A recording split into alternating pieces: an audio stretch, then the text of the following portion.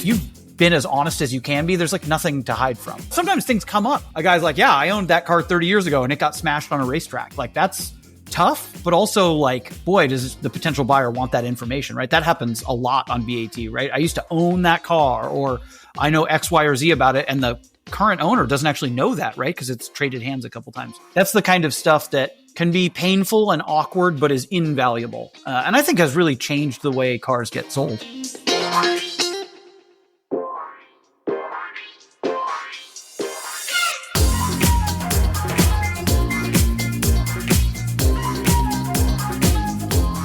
Hi, everybody. This is Horsepower Heritage. I'm Maurice Merrick, and you're in the company of fellow gearheads around the world, listening from places like Cornelius, North Carolina, Muscle Shoals, Alabama, Fort Gibson, Oklahoma, Santiago de Querétaro, Mexico, Condogno, Italy, and Solihull, Warwickshire, England. Thanks for joining me once again, and help me get the word out by leaving a 5-star review of the show on Apple Podcasts or Spotify or wherever you might be listening, because that helps new listeners discover the show.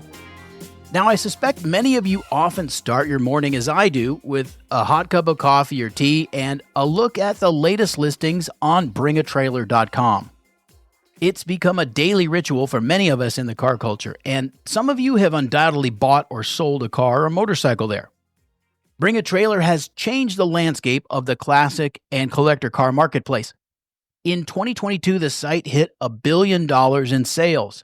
They sold 30,000 cars last year alone, and with over 1.1 million registered users and currently about 10 million page visits a month, it's hard to believe that it all began when co-founder Randy Nonnenberg started an email newsletter of sorts, curating interesting cars he found for sale on the internet and sending it to his friends.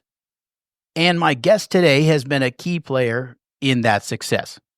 Alex Porter leads the Bring a Trailer auction team, and he's got an encyclopedic knowledge of the inner workings of it all. So on this episode, we're going to go behind the scenes, and I think you'll find that Alex is candid and refreshing, and most of all, enthusiastic about what they do at BAT and how they do it. And if you enjoy Horsepower Heritage, go to buymeacoffee.com/HP Heritage and support the show with a donation. You can make it a one-time gift, or you can support the show monthly.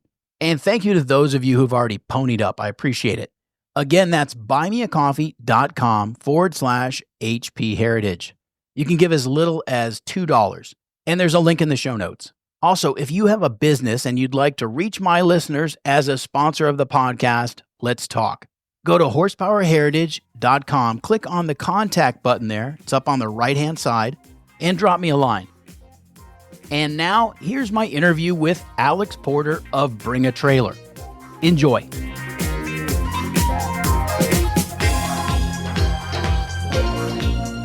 I'm sure this is the case for you too, Maurice. For all of us, like, I do this because I love cars, right? Like, I was just a Bring a Trailer fan for many, many years before I got a job, and so at the company. And so just kind of going through old listings and being like, oh my God, I thought 1977 was a terrible year for cars, when in fact, here's all these cars from 1977 that I want really badly. That's like almost the most fun. Yeah, it's kind of eye-opening, and I'm glad you said that, because not only is that true, but Bring a Trailer has been with us for so long now. There's a really detailed history. Like, you guys are very data-driven. Of course, you have to be, right? But we have excellent data on sales, right? And prices. And then we also can see trends in the marketplace. Yep. Which is fantastic.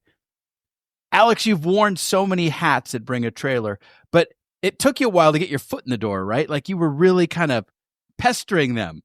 That's right. So I probably started, so incidentally, this month is our 18th anniversary. So 18 years in business as of January 2025, which is wild. Hard to believe. It's crazy, right? Like, and for an internet company and all that stuff, right? And for many years, it was just Randy Nonnenberg, our founder, co-founder and CEO. It was just his, kind of night job. He was putting together a scrolling blog of the cars that he thought were super cool that were on Craigslist or eBay or wherever. And they started selling So I started reading the website probably in about 2010, 11, something like that. A buddy of mine just sent me a text message from 2011 or 12 where I was like, dude, have you seen this place called Bring a Trailer? It's so awesome. And he was reminding me what a wild journey I've been on now, kind of working for the company and being one of the kind of most seasoned employees. So I encountered Randy. I found out about vintage rallying because of Bring a Trailer, and encountered Randy on some kind of cool, cheapo vintage rally events out here in California. It was such an honor to meet him. I remember meeting Randy's dad because Randy would talk about his dad's Corvair Turbo. And I was like, oh my God, that's Alan Nonnenberg's Corvair Turbo. So I met them, and then they started posting jobs like in the scrolling blog. And I applied for everyone. And on the first one, I made the mistake. For any of you who want to work for Bring a Trailer out here, don't make this mistake where I was just like, I'm a car guy and I read your website every morning, and here's the list of cars I've owned. That's not how you get a job. You actually have to demonstrate some value beyond that. And so for the second job that I saw posted, that was the job that ended up going to Howard Swig, who's kind of like our original employee. He's my boss. He's the head of our auctions. Swig family is big in the car scene and has been for a long time. And then the second job, I got more serious. My wife was like, hey, you're raising our kids. You can't go get a job. But I made a pretty serious go at it, went a bunch of rounds of interviews, didn't get that job. And then I finally got the third job that posted there. And that was in early 2016. So I've been with the company. This is going to be my 9th year here this year. And yeah, we were just 4 dudes sitting in an office. Back then, auctions had been live for about a year and a half.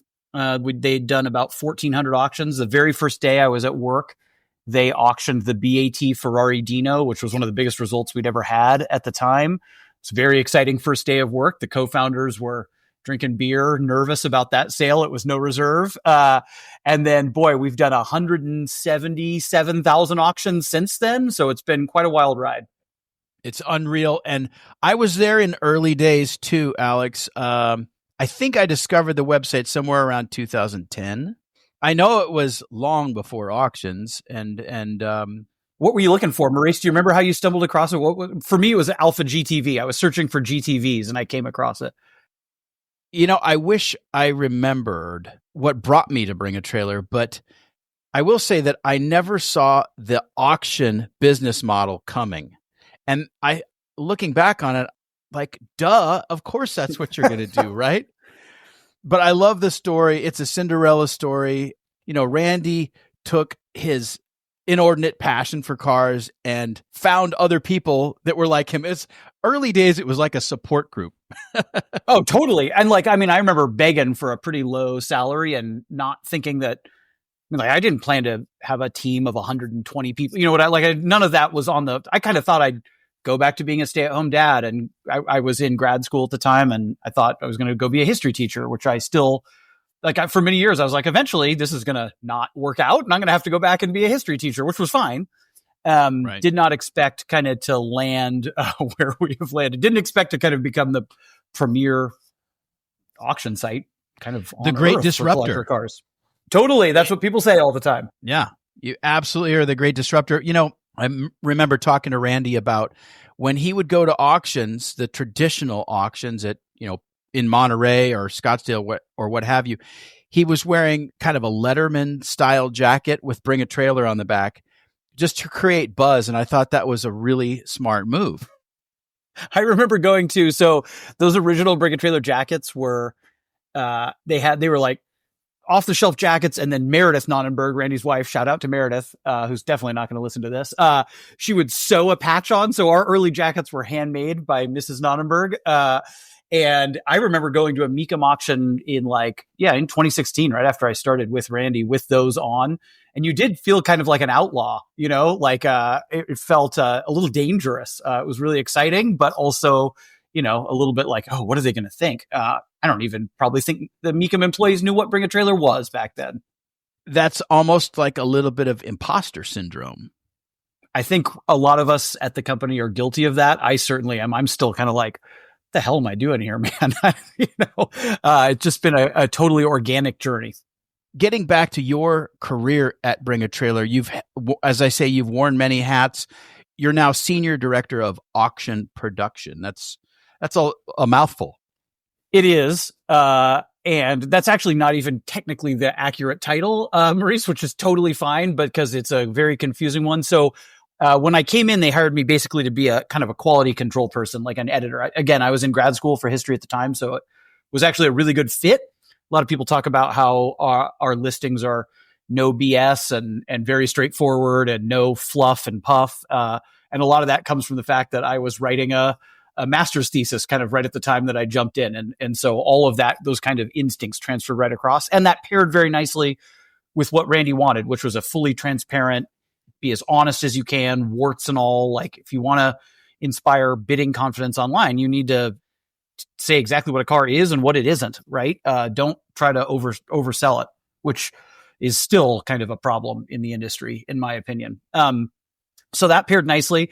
I kind of helped develop our editing style, our quality control style. And as pace picked up, we hired more and more editors. I eventually became, the director of auction production, which is another kind of Byzantine title, and helped build our production team, which now has, about over 100 people on it, or about 100 people on it. This includes the folks who are actually the representatives working with sellers directly, the folks who are helping sellers put their listings together. Those are called production specialists. And also the quality control folks, the editors who are looking over the listings. And then more recently, I took over kind of a broader mandate. I still oversee our production folks and our quality control folks, but also am running our operations team here that kind of manages the office and here in San Francisco, our headquarters, and oversees a lot of the kind of bill paying that we have to do.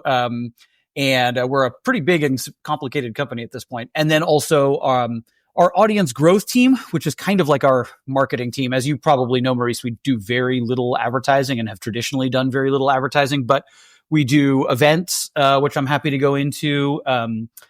We have a social media team. We are active on a number of social media platforms. We have email kind of updates and marketing that we do for folks who are subscribed to our daily email. We do a non-auction content on the website, which kind of goes back to the old days, right? We're doing our awards right now. I don't know when this is going to air, but it's the beginning of 2025, and we're doing our 2024 awards, best photo gallery, best commenter. We've done those for many years. So all of those things kind of fold into our audience growth team. Right. It's a lot to manage every day. The community aspect of Bring a Trailer has been there from the start. I think Randy set the bar early in terms of commentary and decorum on the site, which I appreciate. I know most users will agree with me there. And the community aspect was there immediately because of that. And then that outgrowth where you actually get to meet sellers and buyers and you have the alumni gatherings. I was fortunate enough to host an alumni gathering with Randy last year here in Los Angeles. And we did a live to tape podcast in front of the crowd. That was really fun. And I was there, Maurice. I watched you do it. I was standing there in that crowd. Well, fantastic. I wish we had gotten a chance to say hello together, but that was really a great thing. And you guys that's been wildly popular, has it not? Oh, yes. They're a really huge deal. And we've got some exciting ones this year. We're going to be at Arizona Car Week here in just a couple weeks. Randy and Howard and another colleague of mine, Zach, and I are going to go to Retromobile in France, which we're excited about. We're putting together a really big blowout for Road America this year for their big vintage event in July. Really excited about that. But those have been the success of them has been surprising to some extent, right? Because the idea was just to let the folks that we call BAT alumni, people who bought a car on the site, come out to an event. We'll host the venue. They're totally free for people, right? Like, and when it's in conjunction with another event, like we always do a big one at Laguna Seca during Monterey Car Week, it's free to come park right next to the track, and we'll feed you lunch and we'll give you water and give you shade, a place to sit, which are always tricky things to acquire at a race. So I think because, to your point, Maurice, because the community has always been central to Bring a Trailer. In fact, I would argue it's the most important thing about our success is the fact that we've got these actually into the, million plus users now who are actively commenting on the site and on every auction. They want a place to gather. They want a place to meet in person. And then I think there's also kind of another, thing that's great about our site is the eclectic mix of cars. I think that these alumni events also, as you saw at the Motoring Club down there in Los Angeles, they bring together a pretty unique grouping of cars. It's not just muscle cars. It's not just Porsches. It's not just Ferraris or pre-war cars sitting on a golf course. It's anything that you might see on Bring a Trailer will be represented at one of these alumni gatherings. So it could be a Fiat 500 parked next to a Dodge Ram diesel dually 6-speed, parked next to an Alpha Spider, parked next to a 911, parked next to a W123 diesel wagon, that kind of thing. And it's actually semi-rare that you see like that wide a variety of cars all parked together in one spot with all the different interests and type of people in the car community that like those vehicles also coming together, right? That's a kind of a special mix. Yeah, it definitely is. It's like a mini concours, and you just never know what's going to show up. I think it's probably surprising to you also when you go to an alumni event and you see a car that was sold maybe in Europe or across the country, and here it is at this event in, Pittsburgh or Milwaukee or whatever. Totally. My favorite is when you encounter one that you really liked. So I still have favorites on the website all the time. This is probably before the pandemic. There was a gold GT350 Mustang convertible. And I'm not usually a convertible guy, but it was a gold color. It was a 67, 68. And the photographs were done really well. I'm going to have to pull up this listing and send it to you, Maurice. But it spoke to me in a way when I was editing it, when it was coming through our pipeline. Sold really well. I was really excited about it. And I don't think it was in California. And then there it was pulling up to the venue, and I walk up and I shake the guy's hand. I'm like, oh man, I loved this car when it was on the site. It was so exciting to see it. And I kind of got to drool over it in person. So those kinds of things are really special. And yes, are a kind of another thing, you're right, that alumni gatherings allow that is kind of a unique experience. Speaking of listings, what's the secret to a great listing on Bring a Trailer? If I'm a guy who hasn't, maybe doesn't have much experience on the website, I submit something, and it doesn't have to be anything spectacular. Let's say it's a very clean, low mileage Chevy Caprice, like an 88 Chevy Caprice. Great question. And that's like evolved over the years. You're talking to the right guy here. First off, photography. Can't say enough about photography.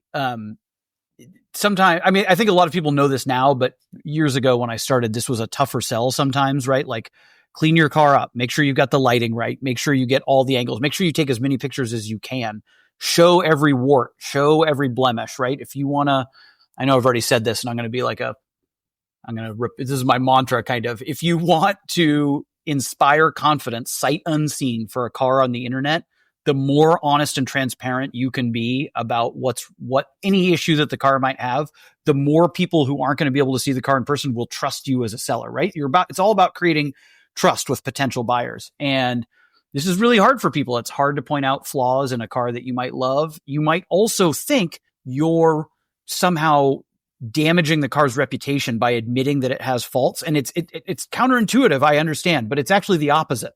Show the little specks of rust underneath, show the little nicks and dents, right? Like, that's what people want to know about. You do not want a car to show up with the buyer, come off a trailer, and for them to be surprised about anything. That's not good.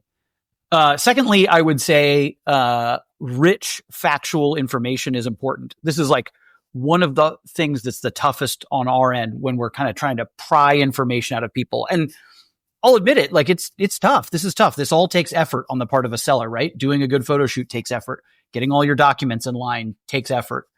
Spending time on your submission when you're submitting the car to BAT, or frankly to any of the BAT copycats too. The same applies for any online sale.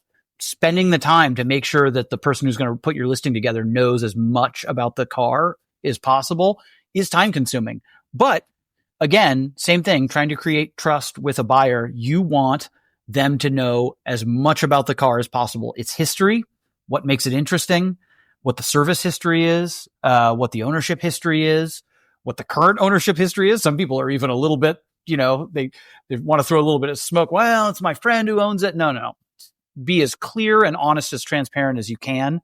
That's how you create trust with potential buyers. And then that has to continue into the live auction itself, right? Being an engaged and active seller is just about as important as all the rest of the stuff. That means answering comments. That means biting your tongue when people are not very nice about your car. That's going to happen. This is the catch-22 of the community and of Bring a Trailer, right? Like, people have confidence to bid on the cars because mark experts are picking the car apart, right? And that's painful for a seller. I get that. But that's also what gives people confidence when they're pointing out little issues with them, especially if the seller is engaging with all of those questions and those concerns that folks bring up. That means remaining polite, remaining upbeat. You'll also receive direct communications. We always try to make this clear to sellers too. People will reach out to you directly via contact seller buttons. Those come to sellers via email. Really important to respond to those too.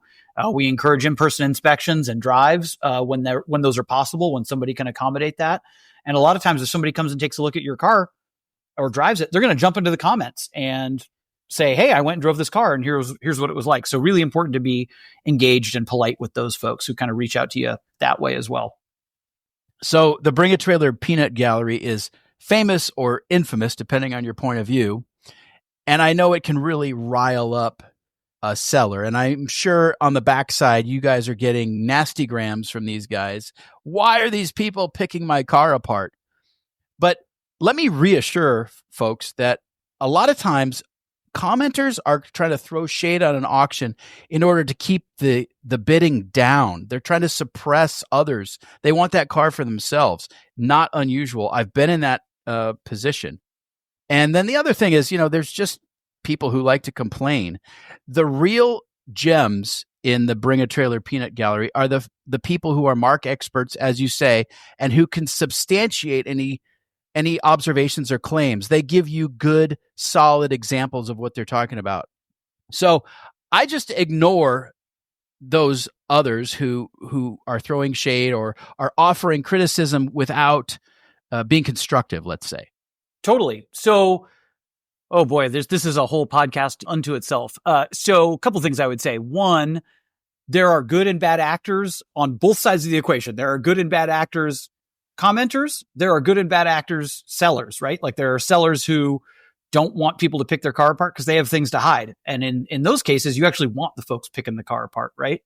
There are definitely commenters out there who are not acting in the best spirit of our rules, or just in a spirit of, you're right. There are people who just want to pick cars apart for the hell of it, right? It's the internet after all. I would argue our corner of the internet is relatively civil compared to some other places. But sure, those people exist on BAT Trolls. We have an active community management department that silences a lot of those folks. There's a lot of people on timeout, either permanent or semi-permanent at Bring a Trailer. That's not super visible to people all the time, but we actually watch every single comment. We're watching every single auction. We just crossed, I think, our 16 millionth comment on the website. Every single one of those has been reviewed by a human, which is wild, but is important to us. And then I think I would also say that, and we talked about this a little bit earlier before, the magic of the site kind of depends on some of that tension, right? Like, it depends on, and by the way, sometimes the mark experts are cranky themselves, right? Like, so they're not always the nicest people in the world, but they've got all the information in their head. And on balance, we want those people, right? We want everyone who has something constructive to add to the conversation. We want them on the website. We would like them to do it politely and to do it, as collegially as they can. And the same thing goes for sellers, right? They can lose their temper too. And to your point, Maurice, absolutely justified sometimes, right? So yes, there is a lot of activity behind the scenes that's not visible to folks, of us trying to explain why, even though this is totally frustrating and it's totally understandable that people would be irritated, why there's value in this. And if somebody's completely off the rails, they're gone. We can boot them, right? And we do that every day. Yeah, mark experts can be very salty. We're talking about, in some cases, people who have been involved in a particular mark model for 40 years, 50 years. You can say it, Maurice, gentlemen of a certain age. You can say it. That's okay. Yeah, exactly right. So they've seen it all. They're going to give you the unvarnished truth. But the magic happens when those guys give you a compliment on the listing. I mean, oh, totally. You say it can be frustrating for a seller, but Let me tell you, if you're listing a vehicle that you've been honest about, it may have a few warts, but if you get compliments from those mark experts, as we say, it can really propel the listing. Absolutely. They're, by the way, a lot of these guys love BAT, even if they're a little on the cranky side, because it's a place for them to share their love and knowledge of whatever car they've been involved with their whole life with the broader community. And sometimes you'll see this in the comments. People wait for the sign off from whoever is the mark expert on that thing before they'll even start bidding on a car. Right. And that's pretty cool. It's pretty special. And to your point, you made a really, really good point, which I don't think could be emphasized enough, Maurice, which is if you've been as honest as you can be, there's like nothing to hide from, right? Like, no, sometimes things come up.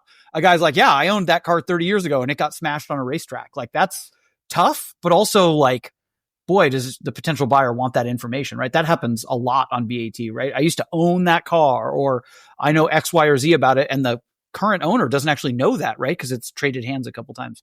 That's the kind of stuff that can be painful and awkward, but is invaluable. And I think has really changed the way cars get sold. I agree. On the other side of the coin from the commenters and potential buyers is the seller.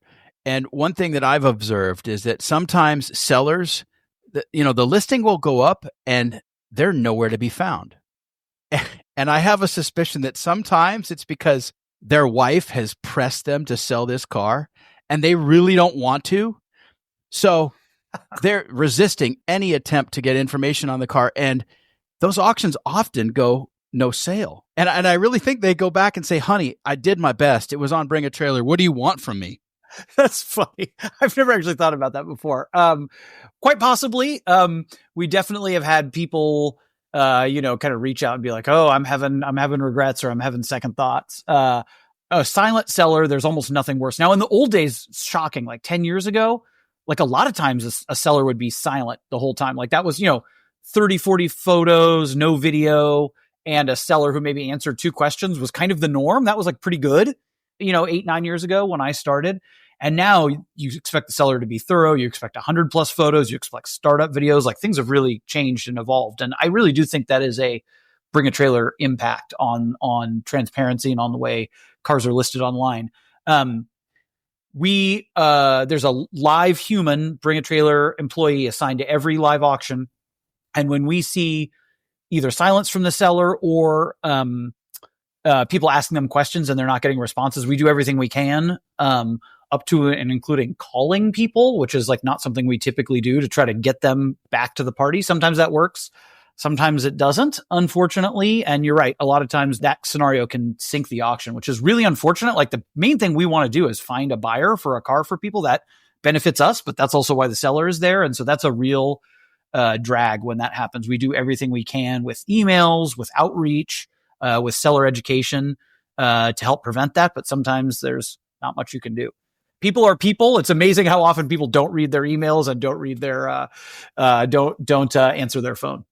You talked about the tension sometimes in an auction, and it's really true.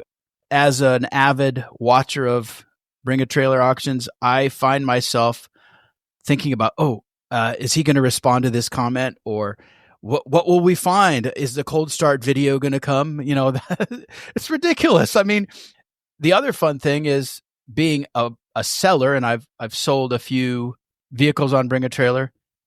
That last 30 minutes is it's like Vegas, baby. What's the longest extension you've had, Maurice? How long has it gone beyond the scheduled close?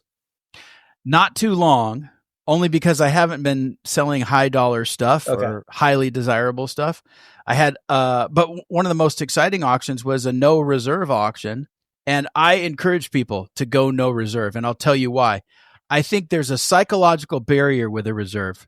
People think, for whatever reason, that the reserve is unreachable, and they are more miserly with their bids, particularly when it's not a high end thing. When it's something that maybe they think like, well, another one will come along next week or next month, they hold back.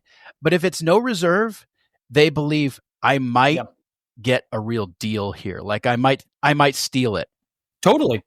There's no doubt about that. Like our data and the psychology of this, doing this for 10 plus years, like that's accurate. It's really scary. I'm about to list a car on the site for the first time in a long time, one of my personal cars. And Randy and a couple of my colleagues are giving me crap for not going no reserve because I'm so scared. So I get the seller piece of it too. I think in the end, you're actually helping convince me, Maurice, because you're right. Like that is the way to go. I love this car, but I want to sell it. So like, what's the point? Like cars they never don't bid to market value. Like that just doesn't happen. I know people say that happens sometimes. It's just not true. Like this is an NSX I'm selling. It's not going to sell for $22,000, right? Like that's just not going to happen. So I think I'm going to do it. You've got me convinced. You're right. It's the right way to go. It is the best way to do things. The community will vet the car. The car will speak for itself in many ways. You'll end up with a higher final bid. I believe you'll end up with a higher final bid than you would otherwise. No, it's true. I mean, like all the years of doing this bears that out. Bears the truth of that out. And also the way you guys have set it up, the last 2 minutes, if there's another bid, it resets to 2 minutes. So there's no sniping. There's no subterfuge. It is what it is. Yep. Do you remember it used to, I don't know if you remember this, Bruce, it used to be, I know you're been on BAT the whole time we've had auctions. It used to be 3 minutes and it felt like a lifetime. So we've shortened that. We've even talked about cutting it even shorter. But it's interesting because people still do that eBay thing where they wait till the last second to place their bid, which is a mistake. Because if your computer lag is off by 1 second, you can lose the car. So we're always telling people there's no point in doing that. But it's so ingrained into people that they need to jump in at the last second. They still do it. Hey, I want to shift gears on you. Oh, there's that stupid. Oh no, it's okay. Automotive puns in the automotive podcasting world. It's almost like you got to do it. I have vowed not to use puns, and sometimes they slip out. But so you've got power sellers on Bring a Trailer now, and it's a relatively new phenomenon. I would say the last 6 years or so. Yeah. So there were folks who were. Who would sell regular, like, first of all, we just didn't do the volume that we do now, 7-8 years ago. And so there were folks who'd sell semi-regularly, but if you had 50 or 100 listings, that was pretty crazy. Now we have many people who've sold well over 1,000 or 1,500 listings. And some of them have come on very, very fast, right? They only started a few years ago and they're doing such high volume that they rocket to 1,000 plus listings. And a lot of those people, actually, we know all of them personally. They've all become, more than just clients. In some cases, they're my friend. I'm going to sell my NSX through one of our power sellers because he's a buddy and he does such a great job. Like he's going to take better photos than I ever could. Well, and that's why I brought the power seller concept up, because these guys have really changed the game on the website. They've set a standard. So, it used to be, as you say, you might get 10 or 20 photos, and now like 300 photos is not unusual. Multiple videos, cold start, driving, on a lift. And I love that. I mean, I want to mention a couple power sellers that I really enjoy. 911R, fantastic listings. Not just Porsches, by the way. 1600 Veloce. Denworks, great guy. Awesome selection of cars. Like, I can't say enough about these guys in the community, and I enjoy their listings, and they have signature looks too. You will know a 911R listing from the lead photo. Like I can pick it out. Yes. We have to prevent him from winning best photo gallery of the year every year. He only got to win it once. Otherwise he would probably win every single year. Yeah. I mean, you kind of have to say, no, you got to hang it up, dude. We got to share the wealth, but totally. So let's talk about the Bring a Trailer 2024 year in review. You guys saw explosive growth during the pandemic. There was a lag time in listings because you were inundated and your staff wasn't up to the level it is now. So it might have taken a month for a listing to appear. Now you guys are down to a couple days? Oh boy, I could talk about all kinds of stuff here. So, yes, indeed, explosive growth through the pandemic. And actually that was already kind of starting to accelerate a little bit before, like in 2018, 2019. But 2021 and 2022 were wild. They were wild as you know very well, Maurice, in the car space in general. That was just, the prices were through the roof and everyone saw really wild results, who was doing car auctions. But yeah, we had, I like to think of it often as the hip restaurant with the line around the block. That was us, except we had the line wrapped like 10 times around the block. This was my mandate to fix this. We were at a point where we were hiring 5 to 7 people every month, and we still couldn't keep up with demand. That's when the company grew from 20 people to 120 people, like in a 2-year period. I think I hired just people to produce auctions. I think I hired 100 people in 2 years. But we got a lot of amazing people on board. I'm blessed with a really wonderful group of folks who work closely with me, kind of my group of leaders in the production space at BAT. 2024 production wise, and this also goes back to 2023, we've done a lot to streamline the process. To your point, the number one complaint for many years was takes too long, and we agreed. And so we've kind of almost done a Henry Ford on the place. We've broken kind of big rolls up into smaller rolls to really turn it into assembly line. We've done a lot of work with templatization so that listings, when you are going to sell an R129 Mercedes, the colors they came in based on the year, the option packages. You can do a lot to kind of semi-automate things or put the right information in front of staffers. So we've done a tremendous amount of work there. We've just done a lot of innovation to smooth things out without sacrificing. This has been really important for me. Having an individual human assigned to a seller at all times. That is before their auction goes live, when their auction is live, even after it's closed. You've always got a real live human who you can contact. That was really, really important for us. And we also didn't want to sacrifice the transparency and quality of our listings. So we could have slammed things onto the website a lot faster. Some of the copycats have done that, just do a kind of bare bones, crappy, non-proofread listing. And we never wanted to sacrifice that because we don't want to sacrifice results for sellers. That's the killer of the business. If you stop caring about the people who are selling, and if you stop caring about getting them as much money for their car as possible, that's how it all falls apart. So the downside to that was wait times, maintaining our quality. We've gotten past all of that. This whole year, there's been essentially no wait time. If you come in the door with a full gallery and like all the details and everything, your submission is dialed. You can be on the website in a day. Your car can be live in a day, assuming there's not another identical car that's kind of already live, because we don't want to do that. Obviously, there's not going to be, 2 Porsche 959s located in New York City at the same time. But barring that, it can be live really fast. The delays that happen now are completely about us making sure that we have everything we need from a seller, right? So a lot of times they don't have all the photos that we know they're going to need. They don't have all the info we know we're going to need. So a tremendous amount of what we do behind the scenes before an auction starts is seller education. Like, hey, you know how that car had an accident? The very first thing people are going to ask for is paint meter readings, details about the accident, blah, blah, blah. And we try to explain that to folks and elicit all the information we can out of them. Sometimes we're successful, sometimes we're not. In the end, if folks want to go live without all the things we advise, as long as they kind of meet the bare minimum standards of quality, we'll let the auction go live. And usually the first question is the one that we told them they'd get and that they didn't want to kind of prepare for. But you can only go so far. People have paid for a service and you've got to provide it. But that is usually what delays are related to now. It's just prepping the sellers to make sure their listing can be as good as it can before it goes live. But yeah, a power seller, 911R, he comes in with, he knows exactly what he needs. That listing can be live sometimes that day, the day he submits it. This is very interesting because, like you said, prices were off the charts a few years ago. Mm-hmm. The market has settled down a little bit. It's kind of, it's at a simmer more than a full boil now. I wouldn't say we've seen a bubble by any stretch.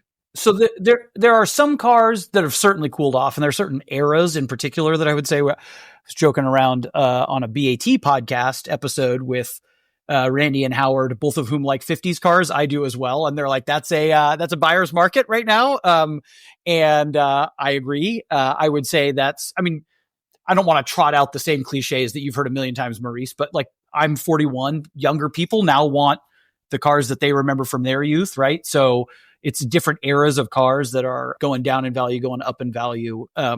I would say that some models have stayed strong and even accelerated past 21 and 2022, right? Like, for instance, my NSX, I'm not too scared to sell it right now, right? Those cars they've been very stable and even are going up in value, right? There's not another all aluminum Japanese semi supercar from the 90s, right? There's a finite number of those. So that's still a pretty strong market. It's just like the local oldies station on the radio. When I was a kid, they were playing, Chuck Berry and Elvis.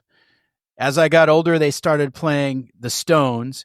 And now it's the Pet Shop Boys. I mean, yeah, or even Nirvana. Or Nirvana, yeah, it qualifies, so. right? So yeah, the eras change, times change, people age out. The guys who are selling the 50s cars are men of a certain age, right? And they're getting out of the hobby. They're aged out, and so it's interesting to see the markets kind of peak and trough. Totally. And sometimes it's the kids of those former owners selling them, right? Or God forbid the widow. I'll tell you something interesting related both to BAT 2024 performance and review and where the market is.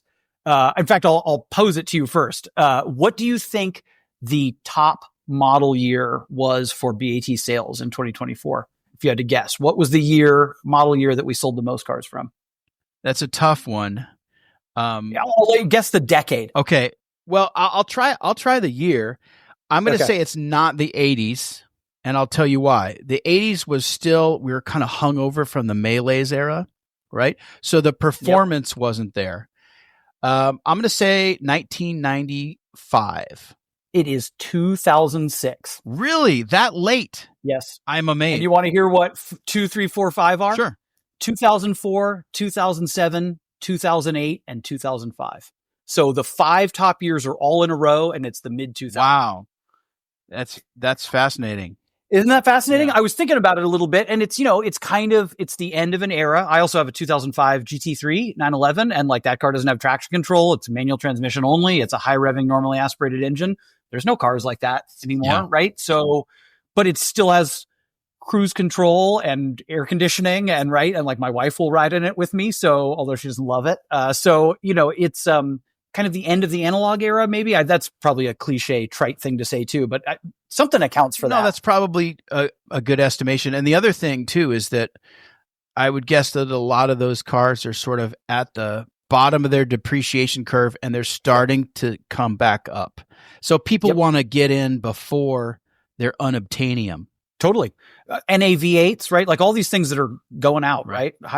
Almost all normally aspirated cars from that period. Good styling era. That's a little maybe, I may be subjective. A little biased there, but yeah, it is subjective. But, things have gotten bigger and heavier and more plasticky. And so there's still pretty clean design from that era. I'm fond of it. I mean, in 2005, I was 22 years old. So, I was reading Road and Track every week and looking at what was on the cover. So those are a lot of the cars that I really like. So 2000s is our top decade, and then the 90s is second. So you weren't far off. Those are the top 2 decades on BAT. And so on some days, like as many as a third of our listings, like when there's 1,000 cars live, like 300, 350 of them will be just from the 90s and 2000s. Yeah. On an average, Alex, how many cars close every day? So we're coming off the winter season with, we take very few days off, but we don't have auctions close on New Year's Day and on Christmas and on Thanksgiving. So this is kind of our slowest time of the year. I think there were about 750 or 800 cars live this morning. And we close auctions every single day, all 7 days, as I think you know. And so that's over 100. At our peak last year, which was, I think, in August, as you know, people have these superstitions about selling in the winter too, which our data actually doesn't bear out. Cars do just as well in the winter as they do elsewhere because our buyer pool is global. But people still have those superstitions. So people tend to submit the most in the summer. And so our peak is usually right after the summer. I think August or September was our peak at the end in 2024. And I think it was about 1,050 cars live at that point. So, I mean, it was 150 auctions ending every day. Wow. That month. And I'm sure we'll get back there this year. I think I have probably 8 or 10 listings bookmarked at any given time, right? I click the star and I'm watching them and I'm getting the 30-minute countdown warning.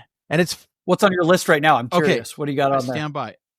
Yeah, tell me. I'm curious. I always like to get these stats. Right, I got to pull it up. All right. Today, 1944 Deluxe Convertible Coupe. Euro 1971 BMW 3.0 CSI, 1958 Imperial Crown Convertible, 1966 Jaguar XKE Series 1 4.2 2+2, the ugly cousin, and a 1970 BMW R50/5 motorcycle. That's a really good eclectic list, Maurice. Yeah, I'm all over the place. That's great. I can see why you like Bring a Trailer. Definitely. And, one of the things that I like is that BAT is more and more listing pre-war cars, which I've gravitated towards in recent years. And there's some great deals to be had if you want a pre-war car on Bring a Trailer, because I don't think it's any secret that maybe people aren't thinking of Bring a Trailer when they're looking for one of those cars. So the eyeballs on those, there aren't as many as there would be for an E30 M3 or what have you. Totally. But depending on the car, we get some halo cars. We sold a Mercedes 500K this year. That was one of our biggest results. So there are occasionally like the gigantic pre-war cars. We've had some Duesenbergs, Cords. I have a pre-war sickness too. I have a couple pre-war cars. So occasionally they're big ones, but you're right. For the most part, these are not super popular. And if you talk to most of my colleagues, the average age of a Bring a Trailer staffer is probably about 30 years old. A lot of folks are in their 20s. They don't know about or care about these cars, which hurts my feelings, Maurice, because I love them. They're delightful. They're so much fun, and fun in a different way, as I've said before. It's not about hard cornering or acceleration. It's about just enjoying the ride and seeing the scenery and the mechanical nature of things. They're just a lot of fun. Why weren't you should have that 44, I hate to say on a podcast, didn't meet reserve. You should have been in there, Maurice. You should have snagged that car. It didn't meet reserve. That was one of 911R's listings, incidentally. Correct. And he presented it extremely well, as he does all of his auctions. I don't know. I mean, I think this is an example maybe of some of the suffering that the 50s cars are having right now. Yep. A car like that, I think people want a little bit of a project, or maybe a little bit of a hot rod. They're not always looking for sort of a factory correct restoration on a 40 Ford, because most of those buyers are going to want to hot rod that car. And the price of entry for those guys is a little bit high. So that's just my analysis on that particular auction. No, I think you're right. I would love one of them, but of course I want a hot rod the most. That's one of the reasons I loved Bruce Meyer's collection so much, right? He's got the best hot rods in the world, and those are among my favorite cars. By the way, he's got an amazing 40 Ford that's kind of a pale green, and it's a hot rod. It's got a built flatty under the hood, and it's got an awesome stance. Yeah, he's got some great stuff. 40 Fords are one of the icons, man. I'm a 32 Deuce guy myself, but I love 40 Fords too. Crandall's had some really good ones. That is 911R. He had I bet you were following this one too. He had a 39 Ford green about 2-3 months ago, which I was like, oh my gosh, I need to buy this car. It was very stock, but had a few things that would make it into a good driver. Had a 2-speed rear end, had 12-volt conversion, just a few little tweaks to make it into something that you could probably drive every day if you wanted to in the right place. And man, I wanted that car so bad. Yeah. And I prefer the 39 actually, because I love the headlamps on those. Yes, they're beautiful. They're fared in and they're teardrop. Mm-hmm. Just lovely. There's another thing that's going on with Bring a Trailer, which is that you're launching the BAT Armada for Europe, and you're going to conquer some foreign shores. If I can, be a little bit poetic here. Yeah, totally. You've set your sights on the European market. Yes. Invading Europe is touchy politically right now too. So let's be careful about how we talk about that. So Randy, our CEO and co-founder, has always been passionate about European cars. He's also a fluent German speaker, lived in Germany, was an engineer for BMW when he was first running the site. And actually worked overseas for BMW. So he's always loved it. He loves European cars. A lot of the early links in the pre-auction days on BAT were to these kind of super fancy high-end European either auction houses or dealers that sell super interesting cars. A lot of cars that we don't get over here, cars that are kind of unique and interesting, both later model cars, but pre-war cars, 50s cars, coach-built cars. So he's always loved those. Our head of auctions, Howard Swiggs, also kind of alpha Lancia guy and loves custom bodied coach built cars from the 50s and from the 30s. And so we've always had interest in it on staff. We've always sold cars there. There were early adopters in Europe who were like, hey, we'd love to list cars on BAT. So we've always auctioned a small number of cars in Europe. They've the whole time. But we've also had a tremendous number of European buyers. That probably won't come as a surprise to you. People always want cars from California, no matter where in the world they're located. So we've always had a lot of cars going out. And there's obviously quite a few, won't name names, but there's quite a few websites that have popped up in Europe that are kind of copying the BAT style. So there's obviously an appetite for what we do over there. So yeah, we're getting ready to launch here a couple local partners in Europe, a local partner program we have here in the United States. So we're going to add a couple folks over there who can help Europeans, take photos, prep their listings, that kind of stuff. There's a different way of doing things, as you may know. There in Europe, they have a tendency to sit on cars a little bit longer. But I think that kind of what the way we do things is there's a hunger for it and there's a demand. And that's what Randy really firmly believes too. So a little bit of a teaser. A couple of us are going to be at Retromobile. That's early February. So if anyone's listening to your podcast here who's going to be there, we'd love for them to come up and say hello, especially if there's somebody in the industry and they have an interest in doing being one of the Bring a Trailer local partners. We'd love to meet them. You guys are going to have a booth there on the... We're actually just going to be roaming around and meeting people. We have quite a few meetings already set up. Oh, okay. We have a couple folks who are already kind of in the works in terms of becoming local partners. They have booths, so we'll be hanging out there. I'm frankly just excited to see it all. Have you been? Everyone always tells me Retromobile is an amazing experience. No, I haven't been, and I'm dying to go. And for listeners who aren't aware of Retromobile, it's in Paris. And if you're looking for a radiator cap for a 1924 Avion Voisin, or you're looking for a scale model of an Alpha 8C 2300 Grand Prix car, or if you're looking for wooden wheels for your 1888 Benz motor wagon, like you might find them at Retromobile. So totally. It's anything and everything, and it's esoterica. They've got and heavy hitters. I think there's going to be some heavy hitting cars. The heaviest are there. Yeah. Right. So yeah, amazing stuff there, and it is definitely on my list this year. I'm looking at the Goodwood Revival. Oh man, that's another bucket list for me too, man. You've never been before? I haven't, but this is the year I'm going to do it, and can't wait. Randy goes fairly frequently and does the whole dress up thing and everything, and he went with his wife, and it was, I think, their top event of 2024. He does a lot, and he just absolutely loved it. You want to go to the hill climb, or you want to go to the circuit race? Revival, the circuit race. Yeah, so okay. The hill climb is the Festival of Speed, which is amazing too. I do Monterey Car Week every year, and then the Revival is in September, a few short weeks after Monterey. Monterey is tough because it's at the same time as Bonneville, which is another bucket list for me. It's also the Woodward Dream Cruise. They lump them all together. It's tough. The car calendar is crowded, and it's not getting any less crowded. But don't you think that means that there's a lot of vitality in the? I feel like I talk about this every time I record a BAT podcast, but like, the naysayers are incorrect. I believe there is a tremendous amount of vitality, including with young people in the car space.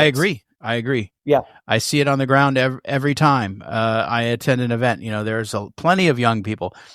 Well, Retromobile, I'm sure, is going to be an epiphany for you. I'm very excited. I mean, think about all of the stuff that you aren't aware of that you're going to discover there. And then, of course, you're going to have to acquire. Yeah. Got to sell first. I have a problem there. So, yeah. Speaking of which, what's in your garage, Alex, right now? Great question. Too many things, my wife would say. So, like I said, I'm going to sell my NSX, which I've had for 8 years and is one of my favorite cars, if not my favorite car I've ever owned. It's a early 1991 silver fixed roof, no power steering NSX. I've put 20,000 miles on that car, though. It's been a delight. And I have to free up some space.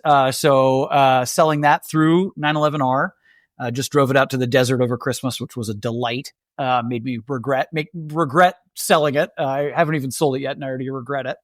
I have that 2005 GT3, which is the newest. No, that's not even true. That's a newer edition. Really, really like that car. That was kind of high school dream car. Never thought I'd get one. It's a really amazing car. Was that your first Porsche? No, I still have my second car ever, which is a 912E Porsche. It's sitting down, not running at Bring a Trailer headquarters right now. 912E, so that's like a 75, 76? Yeah, so they're a 1-year only return of the 912. It was kind of a stopgap between. So the 924, the first water cooled car, was supposed to be ready for 76 Volkswagen, and so they discontinued the 914. Porsche always likes to have a cheaper alternative to the 911, right? And to fill the 1-year gap between the end of the 914 and the launch of the 924, they brought the 912 back. It had been discontinued in 1969 as the 912E. So it's an impact bumper car, just like a 76 911. No flares though, straight body, but with impact bumpers. And then they had a Type 4 Volkswagen engine in them instead of a 912 engine, which is kind of like a Type 1 Volkswagen engine out of a bus, basically. I think it had 88 horsepower or something like that. My dad always wanted one. He was a Porsche guy. He bought that when I was in high school, 1999. So we've owned it for 26 years now. And it's shamrock green, which is kind of a bright green color. He bought it from the second owner. I had my original first car, which was a Carbon Ghia. And right after my dad bought the 912, somebody slammed into my Carbon Ghia. And so I started driving that 912E, much to my dad's chagrin, and kind of have never stopped. It's kind of got a hot rod motor in it now. Use it for rallies. And I've put over 100,000 miles on that car. Good for you. So I don't think I can ever sell that one. I like that you're driving your cars. It's all I care about. It's kind of a passion of ours at Bring a Trailer. Yeah, absolutely. I drive all of mine, and I don't think twice about it. Yeah. I also have a couple, you mentioned pre-war cars, so I don't want to forget to share this with you. This is like my wife, this is what she wants to kill me for. I have 2 Cords, which are pre-war front-wheel drive American cars, both of which are projects. Cords are kind of perpetually projects. I have they're both sedans. One is supercharged, one is unsupercharged, and I just love them. They're mainly to look at, but they're delightful. I would love to be able to drive them on events. Hopefully soon. They're both kind of in the process of getting fixed up. Eric Cord was a fascinating guy. Oh, yes, he was. The one that my dad and I most recently bought, we went out to, it's a car that my dad had known about since the 1970s, and he finally got a chance to buy it, and it was way out in the middle of northern Nevada. And on the way there, my dad's like, we got to stop at the State House in Carson City because E.L. Cord was a state senator in Nevada with a uranium mine and everything, like in the 70s. So we did a little bit of Cord history on our way out to get this car. Yeah, very interesting, and ended up acquiring Duesenberg. Correct, and Auburn. The whole Auburn, right. Cord, Duesenberg. He also owned Lycoming, the airplane engine company. So the engines in my Cord are built by Lycoming. Right. He owned Waco, the airplane company. He owned a kind of weird conglomeration of businesses, and of course commissioned the Duesenberg brothers to build the Model J, the thing that Jay Leno inevitably, which is, was the biggest, fastest, greatest car of all time at the time in the late 1920s. Yeah, he's very interesting guy and lesser known, I think, than he should be. He doesn't get the recognition he deserves. Yep. He lived here in Beverly Hills for many years. Court Haven was the name of his place. That's right. Uh-huh. That's right. I like that you are into those. That's really cool. Yeah, they're. I think some people would say the prettiest American car. They're very, very pretty and kind of innovative. They're front wheel drive.